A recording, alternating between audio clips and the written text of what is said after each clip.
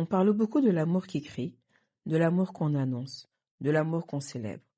Mais on parle rarement de l'amour qui se tait, de l'amour qui n'a pas eu le temps d'exister aux yeux du monde, de l'amour qui laisse une chambre vide et un cœur plein. Si tu écoutes ces mots aujourd'hui, ce n'est peut-être pas un hasard.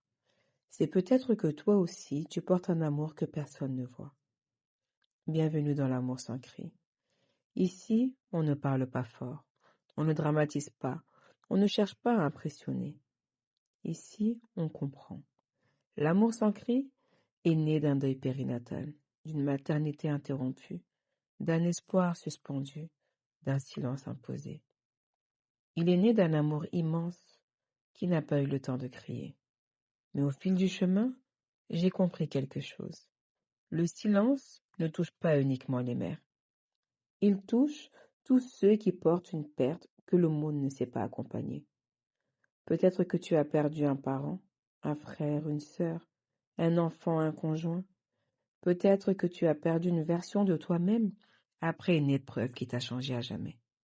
Peut-être aussi que ton deuil n'est pas périnatal. Mais si ton amour existait et que ta douleur n'a pas été comprise, alors cet espace est aussi le tien. Sans cri ne veut pas dire sans douleur. Au contraire, cela veut dire que la douleur a parfois été rentrée à l'intérieur, que les larmes ont été retenues, que les mots n'ont pas trouvé leur place, que les phrases comme c'est mieux ainsi, il faut avancer, tu es fort, tu es forte, sont arrivées trop vite. Et le cri, lui, n'est pas sorti. Il est devenu intérieur. Et c'est ce cri silencieux qui fatigue, qui épuise, qui isole. Ici, on ne romantise pas l'épreuve. On ne dit pas que c'est facile non plus. On ne dit pas que la foi ne tremble jamais. On ne dit pas que la patience est immédiate.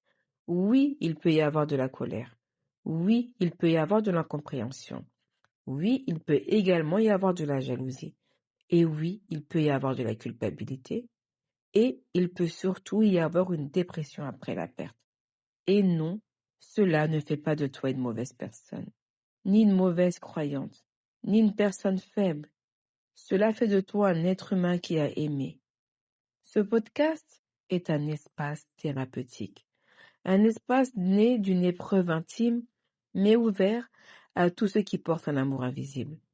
Nous parlerons de deuil périnatal, de deuil, de santé mentale, de dépression post-traumatique, de reconstruction, de trauma, de grossophobie, de foi, de tawakkul, d'épreuves, de résilience.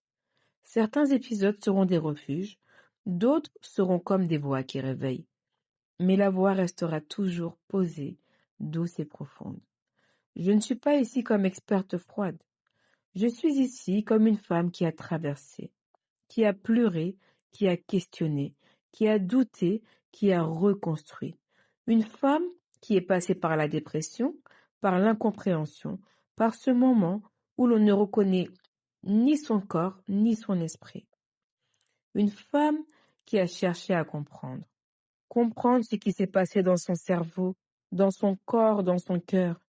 Une femme qui ne s'est pas arrêtée à la douleur, mais qui a décidé de se former, d'apprendre, d'analyser pour transformer l'épreuve en connaissance.